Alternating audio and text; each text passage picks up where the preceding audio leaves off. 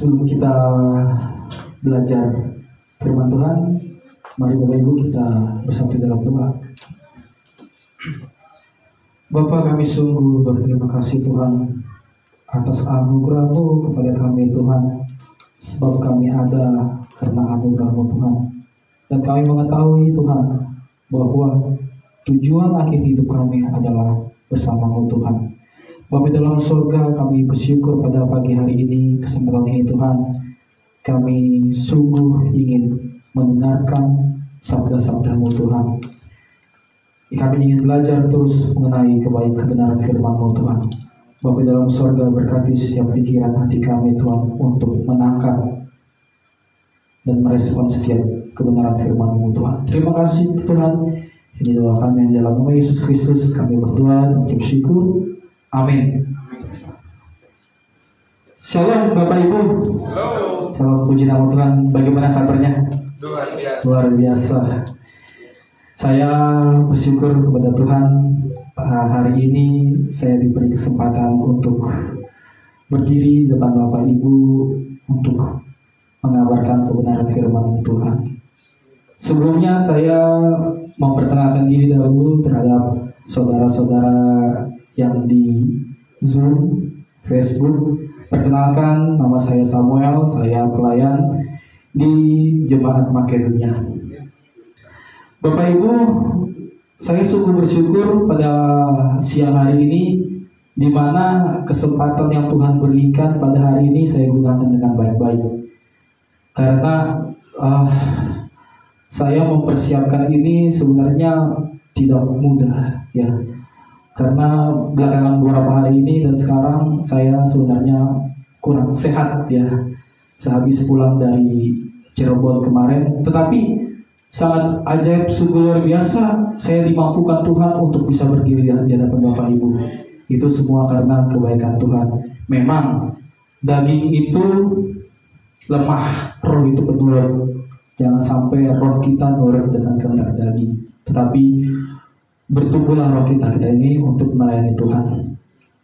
Bapak Ibu dikasihi oleh Tuhan Yesus Kristus, pada siang hari ini saya membawakan kebenaran firman Tuhan tentang menebus waktu yang Tuhan berikan dalam hidup orang kudus. Kita buka ayat Alkitab kita di Efesus 5 ayat 15 sampai 17. Kita baca bersama-sama ya. Efesus 5 ayat 15 sampai 17. Sudah siap? Kita baca sama-sama 1, 2, 3. Karena itu perhatikanlah dengan seksama bagaimana kamu hidup. Janganlah seperti orang bebal, tetapi seperti orang arif. Dan pergunakanlah waktu yang ada, karena hari ini adalah jahat. Sebab itu janganlah kamu bodoh, tetapi usahakanlah supaya kamu mengerti kehendak Tuhan. Bapak Ibu yang dikasihi oleh Tuhan Yesus Kristus, sebelum kita menjelaskan ayat firman Tuhan secara eksplisit, saya mengundang Bapak Ibu untuk kita membuka kerangka berpikir kita mengenai waktu, ya, supaya kita tahu waktu itu seperti apa. Nah, apa itu waktu? Nah, kalau kita lihat ya di secara keilmuan atau di ensiklopedia, waktu itu identik dengan gerak, ya. Waktu itu identik dengan relasi gerak, tetapi waktu tidak identik dengan gerak, yaitu menurut keilmuan. Nah, kalau zaman dulu, ya, zaman di Perjanjian Lama atau zaman sebelum Copernicus astronomi, nah, waktu itu dikaitkan dengan gerak bintang-bintang, ya. Gerak bumi, matahari menjadi apa? Tolak ukuran menentukan waktu, ya. Kalau benda langit berhenti bergerak, apakah waktu masih ada? Tetap ada, ya. Kalau kita lihat contohnya Bapak Ibu, konsep waktu menurut orang-orang Perjanjian Lama, kita tahu, mungkin Bapak Ibu pernah baca di kitab Yosua, bagaimana Yosua berperang, ya, melawan musuh-musuhnya. Dia minta kepada Tuhan, Tuhan mohon hentikan matahari supaya matahari tidak terbenam. Memang matahari tidak terbenam ya. Tuhan menjawab Yosua, matahari tidak terbenam. Tetapi waktu tetap berjalan, Bapak Ibu. Jadi di sini waktu tidak berkaitan dengan gerak-gerak yang ada di atas langit, ya. Karena Tuhan, waktu itu berkaitan dengan Tuhan. Tuhan sudah membuat waktu sedemikian dengan baik sehingga waktu itu tidak pernah berhenti.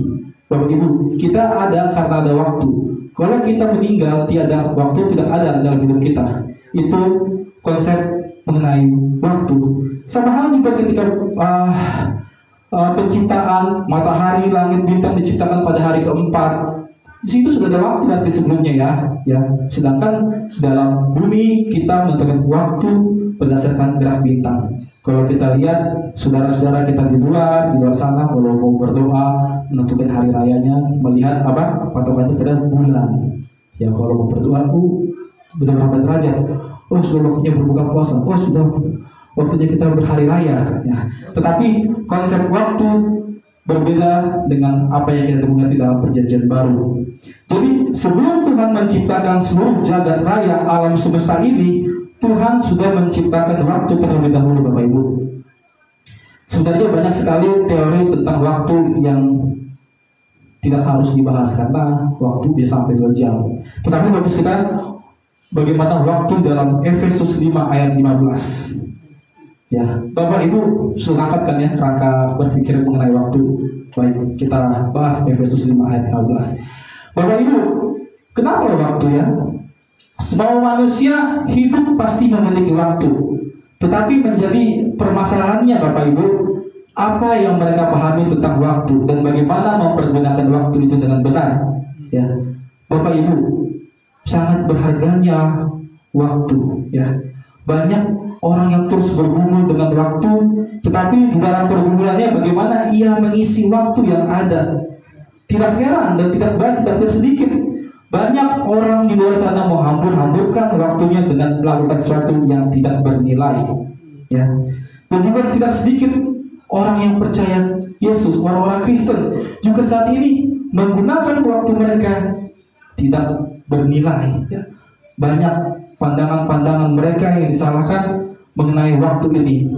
Seolah waktu itu ya hidup berutinitas seperti ini, bekerja, makan, minum, nyanyi, jalan-jalan segala macam. Ya, banyak orang mengisi waktu hanya sekedar rutinitas. Pertanyaannya seperti apa hidup kita ini berdasarkan waktu? Ya, pada umumnya orang menghidupi waktunya dengan perbuatan dunia. Ya, seperti kita mengisi cari banyak-banyak uang, ya, mengisi waktu dengan perbuatan-perbuatan misalnya kekayaan, kesuksesan, ketenaran. Nah, waktu diisi dengan keuntungan supaya kita tidak banyak rugi. Itulah salah satu pandangan dunia mengenai waktu. Kalau kita lihat tidak berdasarkan firman Tuhan, sebenarnya betul juga. Tetapi pertanyaannya, apakah sesuai dengan kehendak Tuhan? Mari kita pahami Bapak Ibu. Waktu kita lihat dari perspektif Efesus 5 ayat 15 tadi. Nah, Rasul Paulus menjelaskan dalam Efesus 5 tentang seharusnya hidup sebagai anak-anak terang.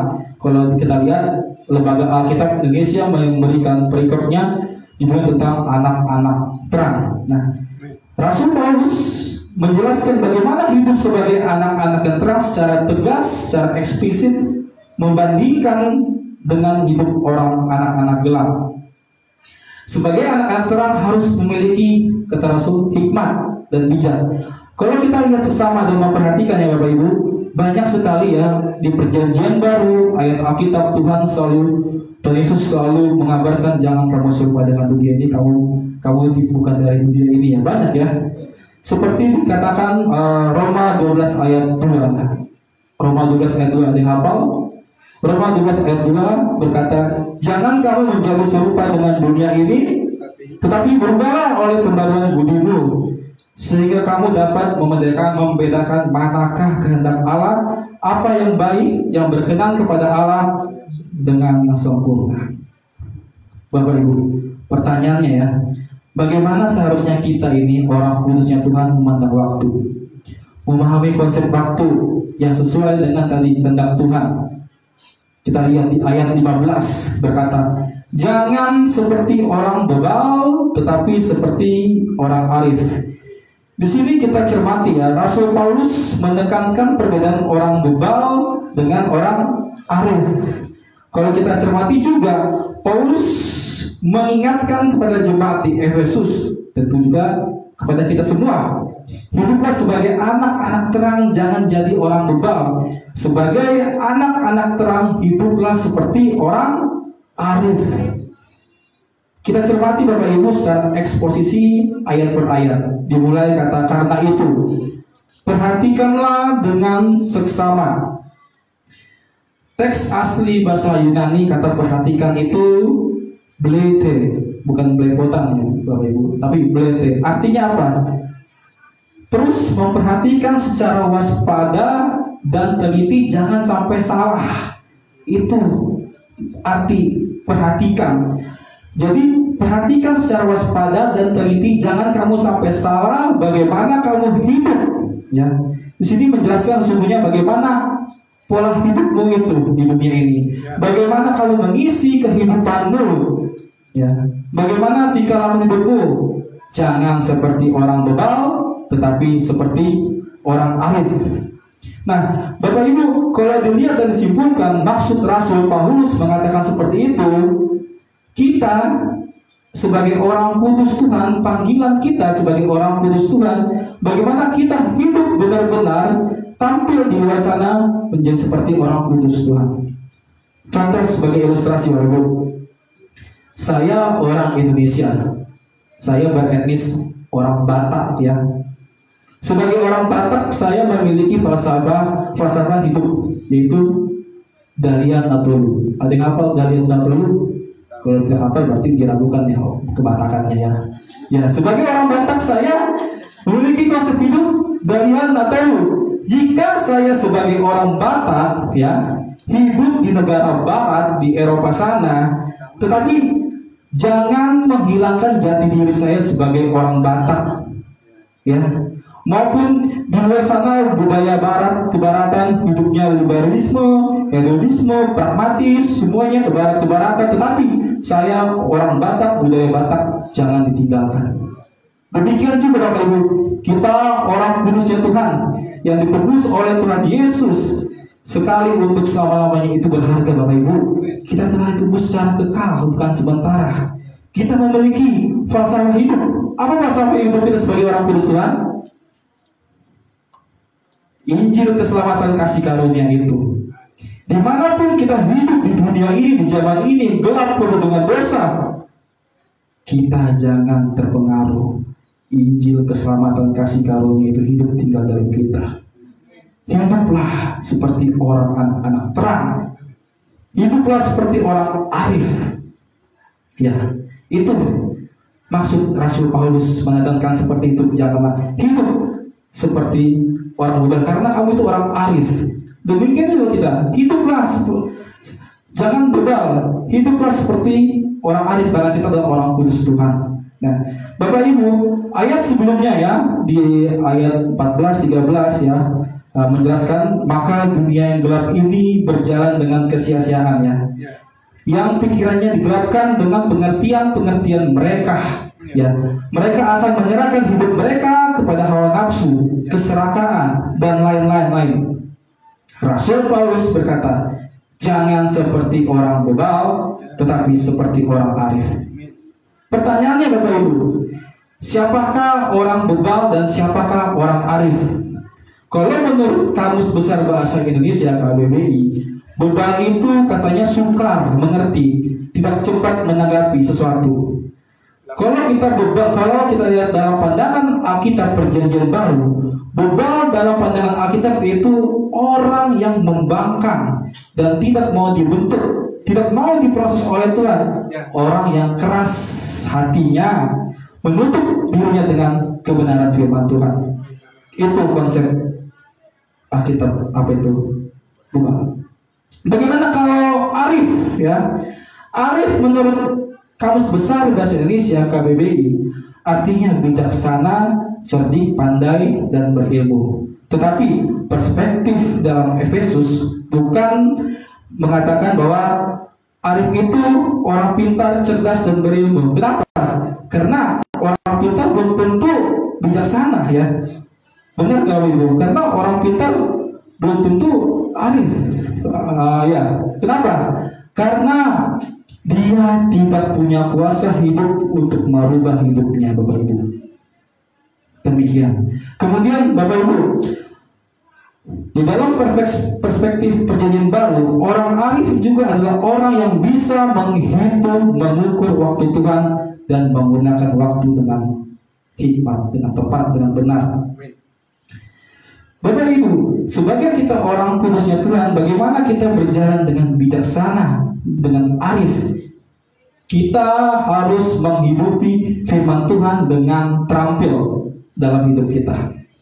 Ya, kalau kita lihat kata-kata bijaksana dalam Alkitab itu sangat banyak, di Perjanjian Lama sangat banyak. Ada kitab-kitab yang disebut kitab bijaksana, ya, seperti kitab-kitab Kisah Ayub, kemudian Mazmur Daud, Amsal Salomo, Pengkhotbah, banyak berbicara tentang bijaksana, ya, kehidupan orang bijaksana. Nah, Bapak Ibu, orang arif itu memiliki keterampilan untuk hidup yang berkenan di hadapan Tuhan, terampil untuk menghidupi firman Tuhan, terampil untuk setia kepada kebenaran, ya, terampil untuk melayani Tuhan. Hikmat arif, seperti dikatakan Amsal 9 ayat 10, permulaan hikmat adalah takut akan Tuhan dan mengenal yang Maha Kudus. Nah, sekarang pertanyaannya, bagaimana hidup kita di waktu yang masih ada? Bapak Ibu, saya tekankan tadi, Rasul Paulus juga tekankan, tetap waspada dan perhatikan. Dunia saat ini, ya Bapak Ibu, mengajarkan hal-hal kepada kita untuk melawan kebenaran Tuhan.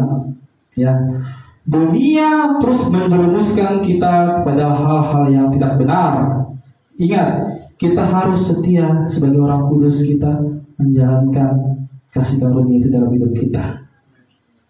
Demikianlah juga orang arif itu hidup kudus dengan terampil menggunakan waktu yang ada, sehingga kita menghasilkan berkat dan buah bagi kemuliaan nama Tuhan.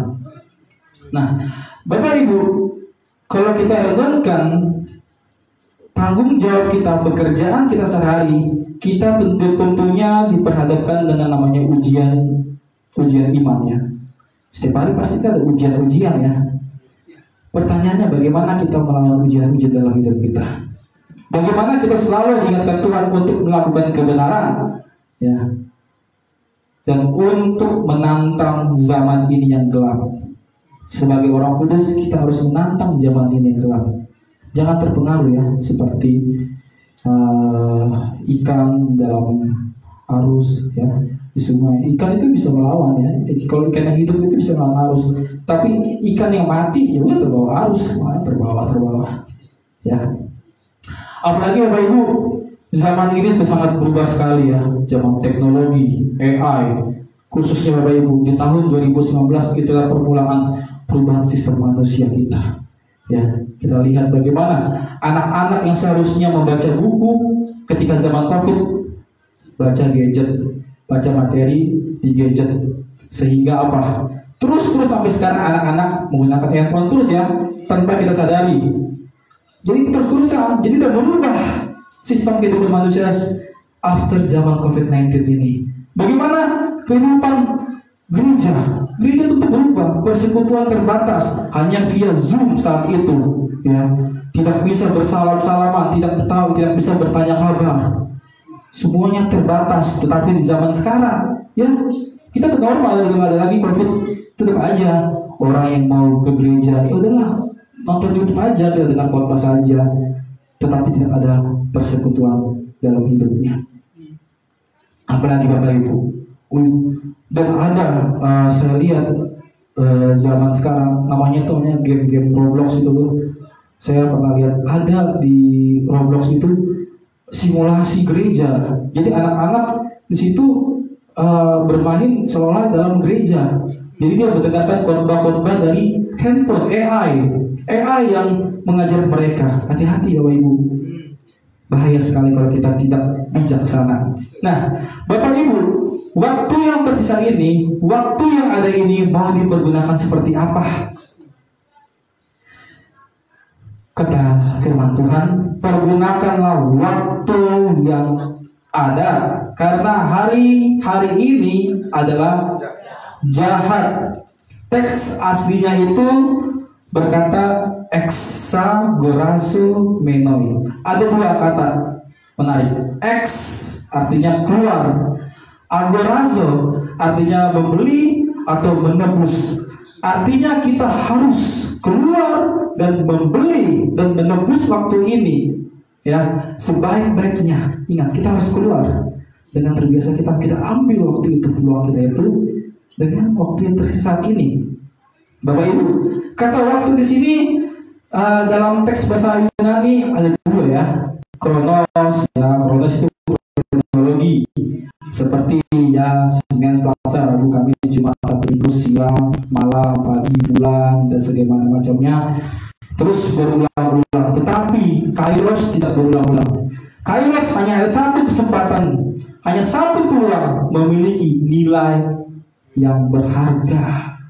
Tidak akan ada kesempatan kembali Kairos itu. Bapak Ibu, saya berdiri depan Bapak Ibu ini adalah Kairos.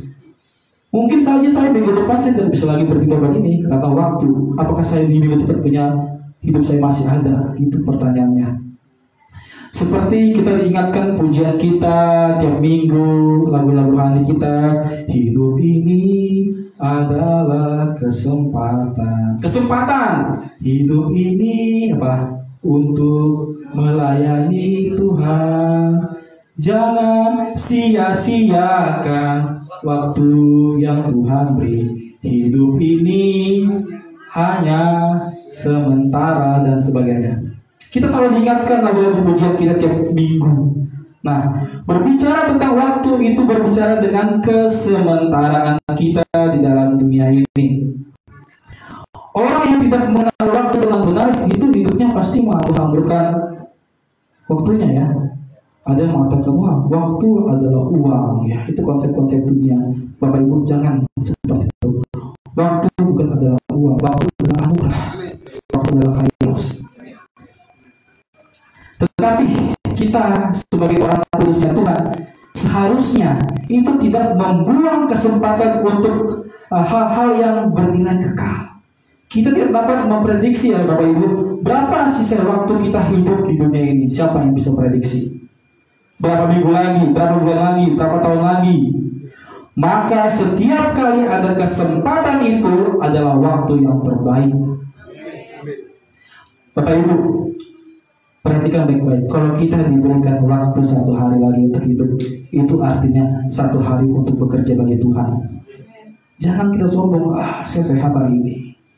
Wah, saya bukan. Banyak loh, sehat tiba-tiba diam, ya. Mengerikan. Jadi kalau kita diberikan satu hari untuk hidup, itu artinya satu hari lagi bekerja untuk kemuliaan Tuhan. Baru saya ambilkan ilustrasi. Kisah, ada orang kaya sakit, kritis, kronis, penyakitnya banyak. Dia berobat di rumah sakit lokal Indonesia, tidak ada kesembuhan. Akhirnya dia ke rumah sakit Singapura yang mahal, ya. Terus tidak sembuh-sembuh. Dia bilang, Bu, waktu ibu tidak lama kenal lagi. Dokter, tolong dokter, saya akan berikan uang saya semaksimal mungkin asalkan saya bisa hidup. Sang dokter berkata, Ibu, waktu ada di tangan Tuhan. Bagaimana orang kaya ini di ujung hidupnya sadar karena sangat berharga sekali waktu ini, ya, sangat berharga sehingga dia mengeluarkan uang. Dia tidak bisa membeli waktu. Makanya konsep dia juga waktu adalah uang. Bisa nggak Anda membeli waktu? Anda sakit saat ini, rumah sakit mewah, penanganan 5 miliar, 10 miliar. Bisa nggak Anda punya waktu? Tidak, Bapak Ibu. Tetapi Bapak Ibu, itulah kita sebagai manusia memakan waktu yang ada. Kairos. Bapak Ibu, tetapi kata menebus waktu bukan hanya seperti kita membeli, tetapi ini seolah menyiarkan ada penyangkalan diri dalam kehidupan kita, ada penyangkalan kebebasan kita.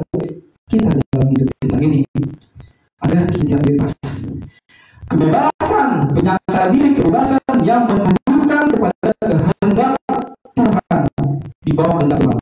Ada, kalau kita secara dunia kata free will, ya, manusia ini diciptakan Tuhan dengan free will, bisa hidup sebebasnya. Tetapi kita sebagai orang yang diurus oleh Tuhan menggunakan free will sebenarnya adalah untuk apa? Untuk melayani Tuhan, untuk tunduk kepada Tuhan. Hanya di dalam Kristus yang menyelamatkan kita dengan kekal ada kebebasan sejati. Untuk kita beroleh dengan kita, bagaimana penebusan Kristus, ya, kita lihat bagaimana penebusan Kristus sudah menelan melenyapkan waktu kegelapan kita. Kalau orang di luar sana ketika percaya Tuhan Yesus sebagai juru selamat dan tebus dosanya, ketika dia percaya pastikan dosanya diampuni. Waktu sebelumnya, waktu kegelapannya sudah ditelan oleh Tuhan, dihapuskan, sehingga iblis tidak berhak menipu kita untuk mengungkap lagi tentang sesuatu masa lalu kita. Karena seluruh sejarah kegelapan kita, seluruh masa lalu kita sudah ditelan oleh Tuhan Yesus, sudah dibuang, dilenyapkan oleh Tuhan Yesus. Penebusan Kristus itulah telah memperbaharui waktu kita. Ya. Kalau kita lihat tadi di Efesus 5 ayat 8 katanya gini, memang dahulu kamu adalah kegelapan, memang dahulu kamu adalah kegelapan, tetapi sekarang kamu adalah terang Tuhan. Sekarang itulah waktu kita telah diperbarui oleh Tuhan ketika kita percaya akan Yesus Kristus yang telah menebus kita satu kali untuk selama-lamanya. Bapak Ibu, saya undang kita baca dalam Efesus 2 ayat 3 sampai 7. Bagaimana waktu penebusan Tuhan itu. Efesus 2 ayat 3 sampai 7. Kita baca bersama-sama. 1, 2, 3. Sebenarnya dahulu kami semua juga terhitung di antara mereka ketika kami hidup dalam hawa nafsu daging dan menuruti kehendak daging, dan pikiran kami jahat. Pada dasarnya kami adalah orang-orang yang harus dimurkai, sama seperti mereka yang lain. Tetapi Allah yang kaya dengan rahmat oleh karena kasih-Nya yang besar yang dilimpahkannya kepada kita, telah menghidupkan kita bersama-sama dengan Kristus, sekalipun kita telah mati oleh kesalahan-kesalahan kita, oleh kasih karunia kami diselamatkan. Dan di dalam Kristus Yesus Ia telah membangkitkan kita, juga memberikan tempat bersama-sama dengan Dia di surga, supaya pada masa yang akan datang Ia menunjukkan kepada kita kekayaan kasih karunia-Nya yang berlimpah-limpah sesuai kebaikan-Nya dalam kita dalam Kristus Yesus. Itu Bapak Ibu, waktu kita telah ditebus Tuhan, diperbarui. Tuhan memberikan kita kepada waktu tidak sama dengan dunia. Mari Bapak Ibu, kita gunakan Kairos ini dengan sebaik-baiknya. Kairos tidak terulang 2 kali, 3 kali. Kesempatan hanya 1 kali, Bapak Ibu. Seharusnya kita sebagai orang kudus, ya, sebagai orang kudus kita itu harus tahu bagaimana cara menebus waktu. Jangan disia-siakan. Bagaimana kita menebus Kairos itu? Nah, Bapak Ibu, ya, secara jujur ya, kita sebenarnya harus mengatakan tidak untuk, khususnya anak-anak muda, anak sekolah minggu, tidak untuk bermain HP berjam-jam, bermain game berjam-jam, scroll YouTube, ya, TikTok dan sebagainya, ya. Kita harus mengatakan tidak untuk apa? Hal-hal yang tidak bernilai, ya, nongkrong, gosip, ya, ngopi, merokok berjam-jam. Bapak Ibu, tanpa kita sadari Bapak Ibu, HP ini menundukkan pikiran kita. Bapak Ibu, coba, tidak heran sekarang ya, anak-anak atau pada umur dewasa, kalau nggak main game atau nonton TikTok, nonton YouTube, kayaknya ada yang beda, ada yang kurang, kayaknya bosan deh hidup ini, ada yang kurang rasanya, ya. Nah, bagaimana juga ibu-ibu, kayaknya kalau nggak gosip ada yang kurang. Kayak mau ketemu ibu itu dua, ibu si A, apa kemarin dia itu orang begini, gosip sana sini. Kayaknya ada yang kurang kalau kita nggak gosip, Bapak Ibu. Nongkrong, kayaknya kurang deh kalau ketemu teman, ketemu kawan. Dan juga orang orang perokok ya, maaf ya, saya tidak perokok, tapi bagaimana orang perokok?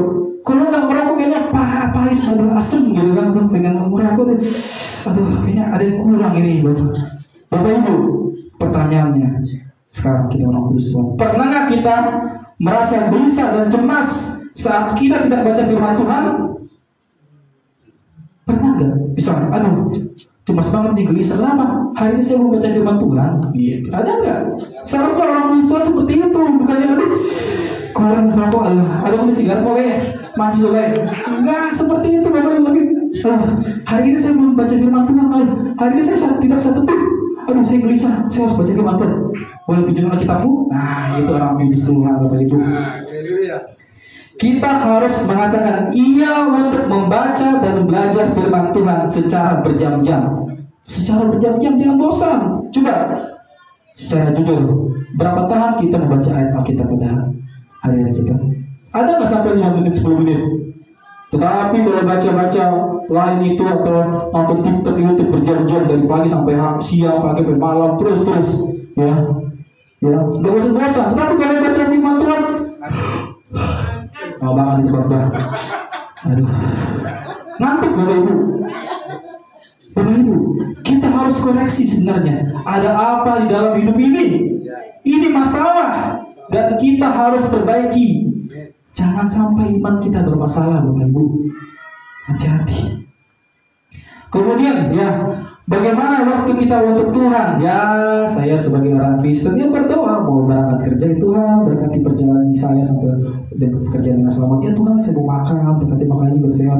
Ya Tuhan, saya mau tidur, berkati istirahat kami sehingga kami besok bangun dengan. Hanya sekedar rutinitas, ya, hanya itu aja. Berdoa kepada Tuhan, hanya minta-minta. Sakit, Tuhan sembuhkan saya, Tuhan, saya sembuh. Sembuhnya untuk apa? Kalau sembuh untuk kemuliaan Tuhan, puji Tuhan. Tapi sembuh untuk kebebasan buat apa? Itu Bapak Ibu. Mari kita renungkan sama berapa banyak waktu kita pakai untuk Tuhan secara presentasi. Berapa sih? Ada nggak 50% untuk Tuhan? 50% aja. Secara jujur ya, hanya hati Bapak yang tahu, Bapak Ibu yang tahu ya. Nah, waktu Kairos adalah anugerah Tuhan. Jangan sampai kita membuang banyak anugerah Tuhan dan terlalu banyak menghabiskan anugerah Tuhan Bapak Ibu. Itu nanti dipertanggungjawabkan kepada Tuhan.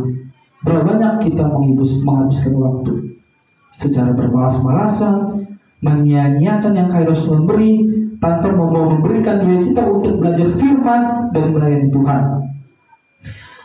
Secara jujur ya, kita terbiasa menghabiskan waktu dengan hal-hal pekerjaan kita, hobi kita, komunitas kita. Tetapi bagaimana waktu kita untuk bersekutu kepada Tuhan, belajar firman Tuhan dan melayani Tuhan? Itu pertanyaan garis besarnya. Apakah ada waktu? Sebenarnya seperti saya bilang kan, kita ada waktu. Kalau kita nggak ada waktu, kita mati, ya. Tetapi di sini waktu, apakah ada hatimu untuk tergerak untuk belajar firman Tuhan? Apakah ada hatimu untuk melayani Tuhan? Apakah ada hatimu untuk melayani jiwa-jiwa yang di luar sana yang belum mendengarkan Injil keselamatan? Ini masalah hati, bukan masalah waktu lagi. Apakah ada waktumu? Oh, nggak ada, saya sebenarnya tuh hatinya dia emang nggak ada. Itu ya. Kemudian Bapak Ibu, ilustrasi ya banyak kita lihat ya. Yang kita teladani seperti Bapak Gembala kita ya, bagaimana jeripayanya dan kesaksiannya melayani Tuhan, mengabarkan Injil, tidak mengeluh meskipun dalam keadaan apapun, cuaca, hujan apapun, tetap diterjang oleh Bapak Gembala kita ya. Bagaimana dengan semangat waktu yang diberikan Bapak Gembala kita untuk melayani jemaat, melayani Tuhan. Bapak Ibu, saya secara jujur memang di pekerjaan ya, kalau orang bertanya siapa Yesus, saya beritahu, saya sampaikan firman Tuhan dengan seadanya. Saya sampaikan Yesus itu apa, siapa Yesus, karya Yesus itu untuk apa, kenapa Tuhan Yesus menyelamatkan kita. Dengan juga sama juga Bapak Ibu, kalau di keluarga istri saya ya, saya banyak anak-anak ya. Kalau saya di situ, anak-anak menyambut saya dengan senang karena saya sering menyampaikan sedikit-sedikit kisah-kisah firman Tuhan, Alkitab, lagu-lagu rohani, sampai saya dijuluki ini loh, apa Bapak Ibu? Saya dipanggil karena saya sering mengatakan firman Tuhan kepada anak-anak. Saya dijuluki Abang Yesus. Abang Yesus, Abang Yesus. Waduh, kenapa saya Abang Yesus? Deh, istri saya nih tahu. Kalau saya pulang ke Cengkareng ke rumah mertua atau ada simbol anak-anak, Abang Yesus, Abang Yesus. Orang pada bilang, Yesus datang, Yesus datang. Ah gitu. Makanya, aduh, kemudian saya Samuel bukan Yesus, tetap dipanggil enggak Abang Yesus, Abang Yesus. Anak-anak 3 sampai 7 tahun itu istri saya tahu itu ya, sampai mertua saya juga ya. Bapak Ibu, jikalau kita orang percaya, orang kudus Tuhan, sebenarnya waktu itu dekat dengan tanggung jawab kita. Ya, jangan bangga Bapak Ibu kalau kita punya banyak waktu hanya untuk kesenangan diri sendiri. Ya, apa bedanya dengan hidup orang di dunia ini, di luar sana? Sama aja, jangan. Tetapi banggalah kita jikalau dengan waktu yang terbatas, waktu yang ada ini, kita dapat mengerjakan banyak hal untuk kemuliaan Tuhan. Artinya kita mengerjakan waktu kita terbatas ini dengan nilai kekekalan. Ya. Kembali dengan ungkapan pergunakan waktu atau menebus waktu yang ada. Perlu kita evaluasi diri dengan baik-baik Bapak Ibu ya. Kita memang terlalu banyak sibuk menghabiskan waktu dengan secara jujur mungkin mencari uang, mencari kemuliaan diri. Bapak Ibu, pahami Bapak Ibu, tidak semua orang kaya uangnya dipakai Tuhan. Benar Bapak Ibu? Maka bersyukurlah kita yang punya uang saat ini dipergunakan Tuhan untuk pekerjaan Tuhan. Ya kita bisa lihat contoh-contohnya di kita ya. Seperti itu Bapak Ibu. Kalau kita masih diberikan kesehatan, tidak semua kesehatan kita dipakai oleh Tuhan untuk melayani Tuhan. Kita bersyukur Bapak Ibu kita sehat, berarti artinya kamu harus melayani Tuhan. Kita bersyukur. Kalau sakit bagaimana? Agak susah yang melayani Tuhan, agak repot ya. Jadi gitu Bapak Ibu. Waktu kita ada kesempatan untuk apa? Belajar kehendak Tuhan, belajar melayani. Waktu kita ada untuk melakukan perubahan, menjadi berkat bagi keluarga kita, menjadi berkat bagi sama kita. Jangan sia-siakan Kairos. Jangan sia-siakan Kairos. Mari Bapak Ibu renungkan baik-baik secara sama. Bagaimana kita memprioritaskan Kairos itu? Apakah kita sungguh-sungguh bertanggung jawab yang Kairos Tuhan berikan? Itu saja pertanyaan. Bapak Ibu, kita diingatkan ilustrasi tentang kisah Marta dan Maria. Ya, pasti Bapak tahu lah bagaimana saat Tuhan datang untuk mengajar saat itu, Marta sibuk menyibukkan diri dengan melakukan banyak hal sana sini, sedangkan Tuhan Yesus sedang mengajar. Tetapi Maria duduk di kaki Yesus mendengar. Ya, Tuhan berkenan kepada perilaku Maria. Karena apa Bapak Ibu? Ini berbicara prioritas kepada Kairos. Inilah Kairos yang tidak bisa disia-siakan. Oleh itu, Maria mengerti apa yang harus dia lakukan. Nah, Bapak Ibu, mari kita renungkan kembali, sudah berapa lama kita diberikan waktu dari Tuhan? Sudah berapa lama kita hidup? Ya, umur Bapak Ibu. Nah, apakah kita pernah bersyukur dan berdoa, oh Tuhan terima kasih atas waktu yang Engkau berikan kepadaku, dan aku sungguh-sungguh mempergunakan waktu yang Engkau beri. Aku sungguh-sungguh menggunakan Kairos yang Engkau beri.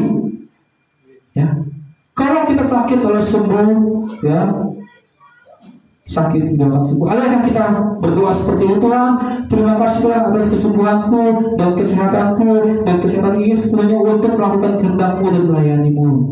Adakah kita berdoa seperti itu? Hanya kita berdoa, Tuhan sembuhkan saya Tuhan, saya sehat, supaya saya bisa bekerja, supaya saya bisa mencari duit, saya bisa. Tapi nggak ada kayaknya ya. Kalau kita sakit dan sembuh, Tuhan terima kasih saya sehat, kesehatanku ini ya, untuk melakukan kehendak-Mu dan melayani-Mu. Bapak Ibu, itulah sebenarnya jadi orang kudus Tuhan. Jangan menyia-nyiakan anugerah Tuhan. Karena apa tadi? Karena hari ini adalah hari ini loh, bukan besok, kemarin, tapi hari ini adalah hari-hari yang jahat. Bagaimana kita harus bersikap Bapak Ibu? Bagaimana kita seorang kudus Tuhan bersikap untuk menantang hari-hari jahat ini. Ya. Hari ini adalah hari-hari yang jahat karena di bawah kendali si iblis, penguasa kerajaan angkasa, roh-roh jahat di udara. Bapak Ibu, ingat, dunia ini dalam dikendali si iblis. Iblis dibuang oleh Tuhan dalam dunia ini. Lihatlah dunia, semakin bertambah zaman, apakah semakin baik? Semakin buruk, bencana di sana sini, kejahatan merajalela sana sini. Ada nggak satu hari di dunia ini tidak ada melakukan pembunuhan, pencurian, perampokan? Lihat, Bapak lihat berita ini, perampokan, pembunuhan. Besok ada lagi, besok ada lagi. Karena ini ada hari-hari jahat, Bapak, Ibu. Ya, hari-hari jahat di dalam kendali iblis, ya, menjerumuskan manusia, bahkan juga menjerumuskan orang-orang yang percaya, orang-orang Kristen, ya. Selagi tidak ada terjerumus, Bapak Ibu, dunia ini, ya. Karena apa? Banyak orang-orang Kristen terjerumus akan konsep waktu tentunya karena mereka tidak mengerti pemahaman firman Tuhan dengan benar, ya. Ada yang mengatakan, hidup semua agama sama saja apa ini. Tapi dia tidak mengenal waktu kekekalan dalam Kristus.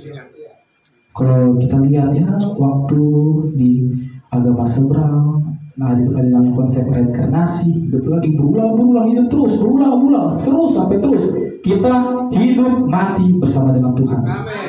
Mau nggak Bapak Ibu kita reinkarnasi, hidup terus kembali ke dunia? Terlalu banyak orang hidup terus kembali ke dunia, tetapi kita hidup mati bersama dengan Tuhan Yesus. Haleluya. Terlalu banyak godaan di dunia ini, Bapak Ibu. Banyak manusia durhaka, benar. Di dunia ini terlalu banyak bahasanya ranjau yang ditanam ya, Bapak Ibu, dan sedang menantikan kita untuk menginjak ranjau-ranjau itu. Ketika menginjak, boom, hancurlah kehidupan kita, meledak, habis. Nah, bagaimana Bapak Ibu keadaan manusia di hari-hari yang jahat? Nah, mari kita Bapak Ibu, kita baca dulu 2 Timotius 3 ayat 2-7. LHI memberikan berikut hari-hari terakhir ya. Ya. Kita baca sama-sama ya. Apa-apa kita banyak baca firman Tuhan. 1, 2, 3. Manusia akan mencintai dirinya sendiri dan menjadi hamba uang. Mereka akan membual dan menyombongkan diri. Mereka akan menjadi pemfitnah.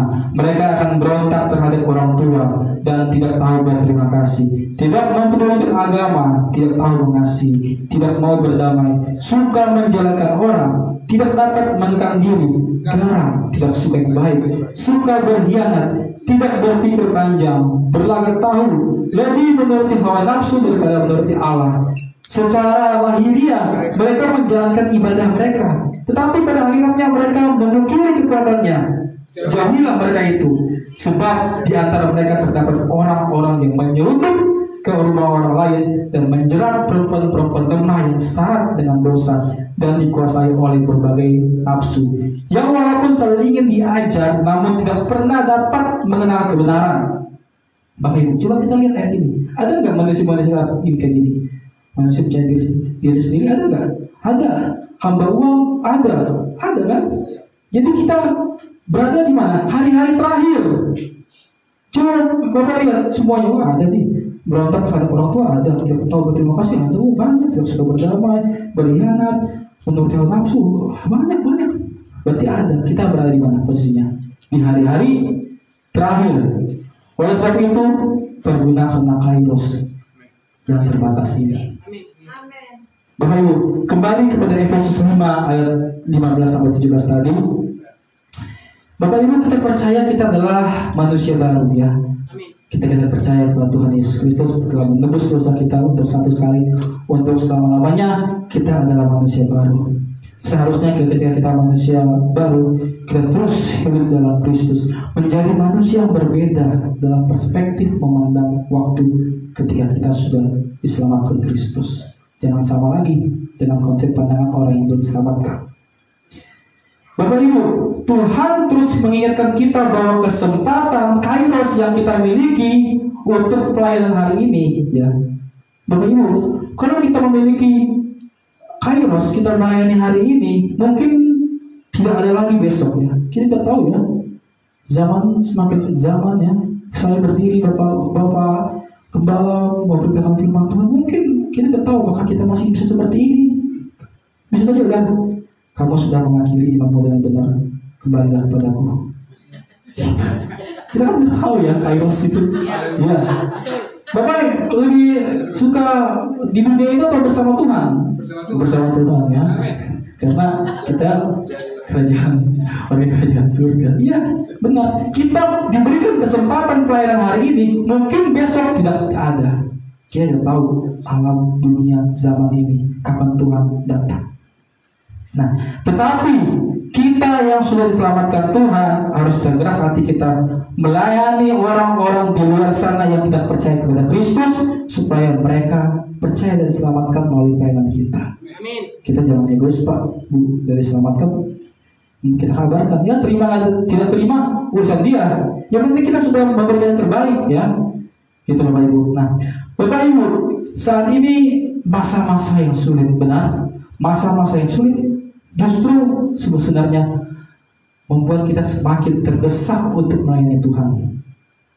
Terdesak melayani Tuhan. Mungkin kalau orang sana masa sulit, terdesak melayani uang banyak, terdesak harus melakukan sana sini, terdesak harus melakukan sini, tetapi melayani Tuhan, ya.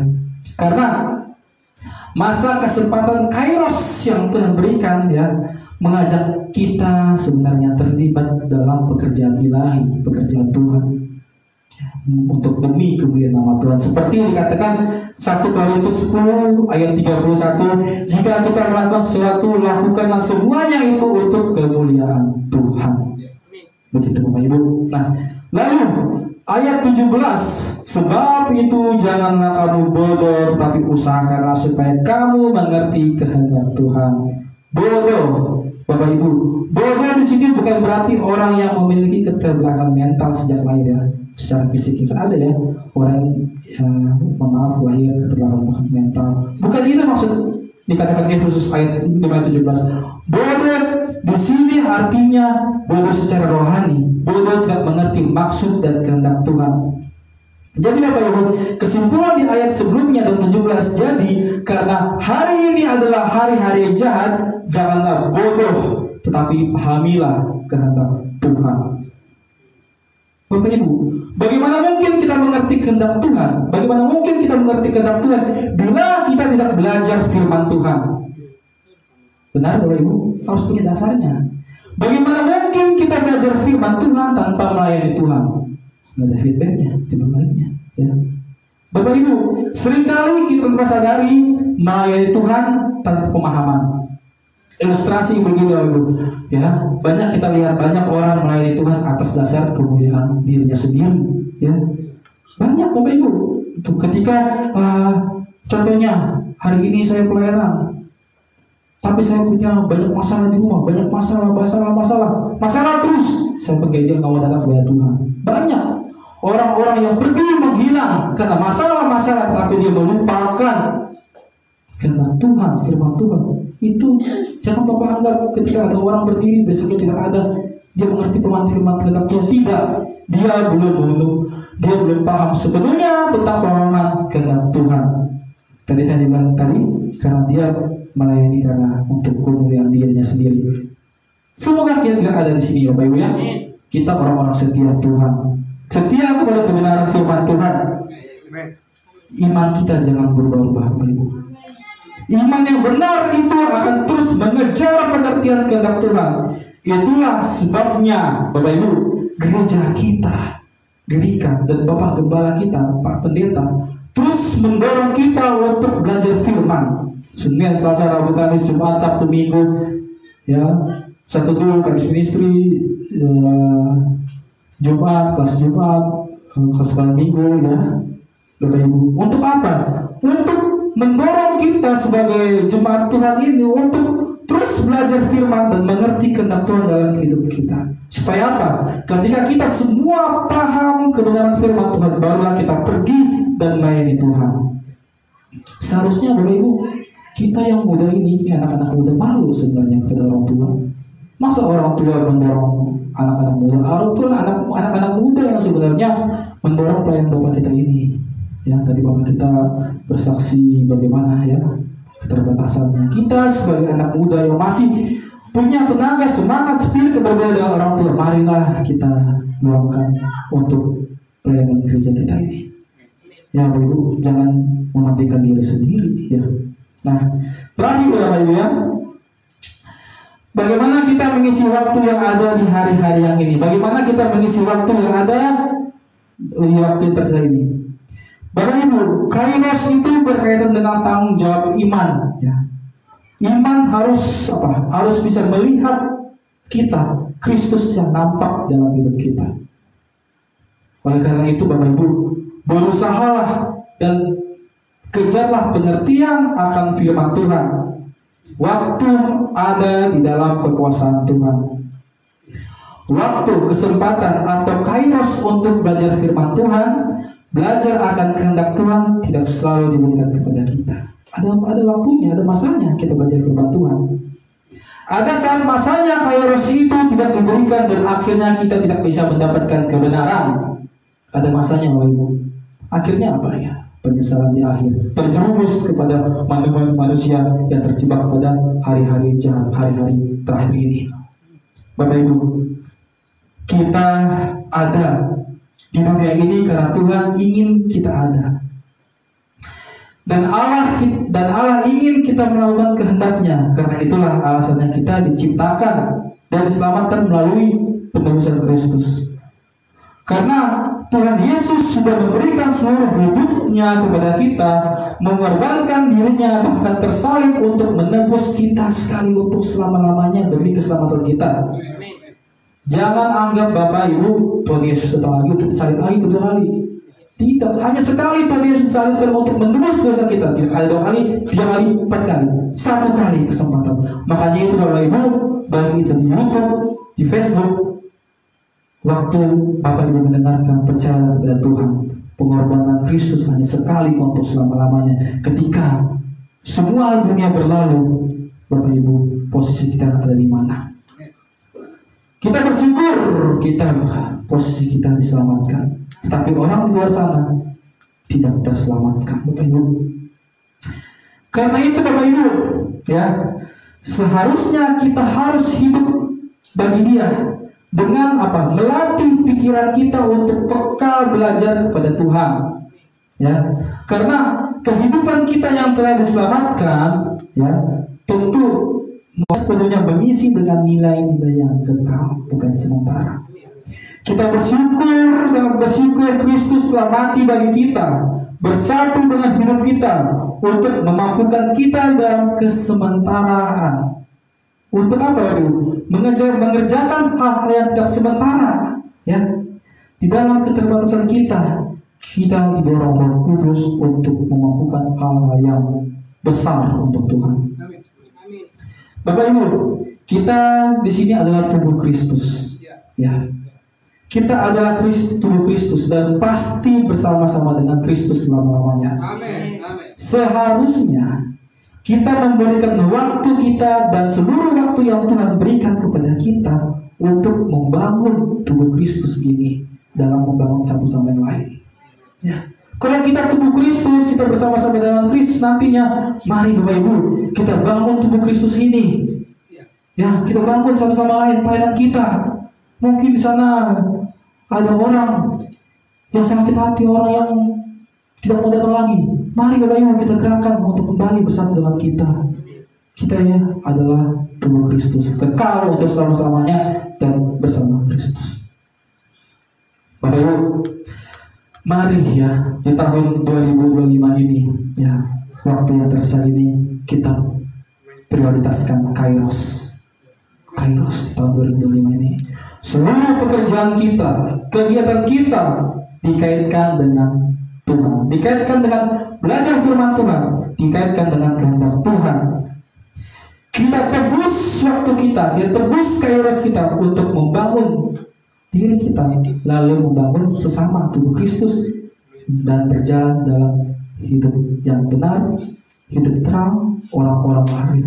Itulah seharusnya menggunakan kairos dalam hidup orang-orang kudus Tuhan. Jangan sia-siakan kairos yang Tuhan beri.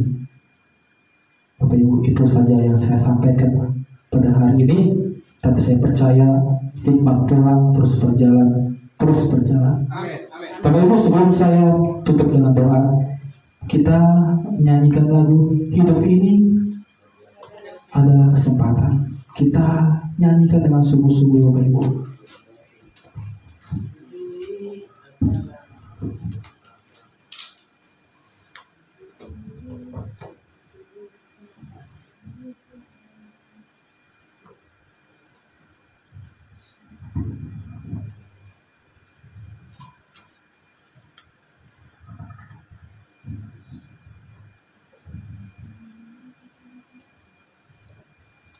Hidup ini adalah kesempatan.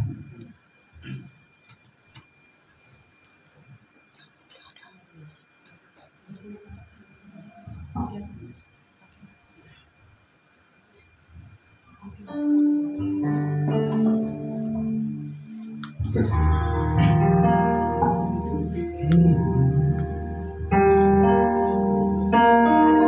Ayo kita berdiri, saudara. Terima kasih. Hidup ini adalah kesempatan. Hidup ini untuk melayani Tuhan. Jangan sia-siakan waktu yang Tuhan beri. Hidup ini hanya sementara.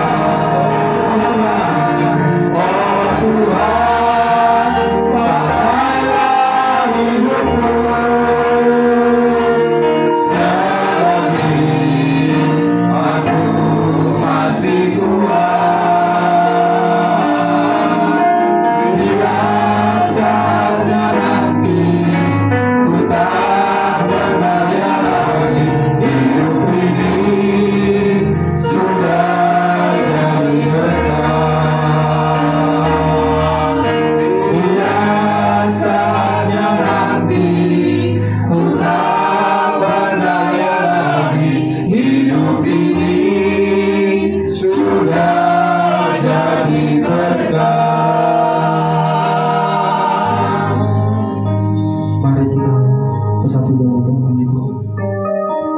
Bapa di dalam sorga, kami bersyukur Tuhan pada siang hari ini Tuhan. Kami dicerahkan dengan firman-Mu yang benar. Kami teguhkan dengan adanya kairos yang Kau berikan kepada kami Tuhan. Tuhan, kami sungguh-sungguh menggunakan kairos-Mu Tuhan. Biarlah Roh Kudus memampukan kami. Roh Kudus menguatkan kami. Roh Kudus mengingat kami menggunakan kairos, waktu kesempatan yang Engkau beri Tuhan. Tuhan, ajarlah kami untuk menghitung hari-hari kami Tuhan, sehingga kami beroleh hati yang bijaksana.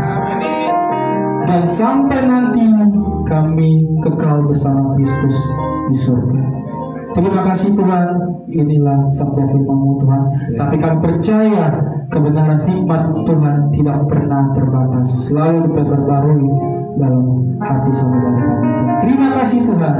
Hanya dalam nama Yesus Kristus kami berdoa dan ucap syukur. Amin. Amin. Terima kasih.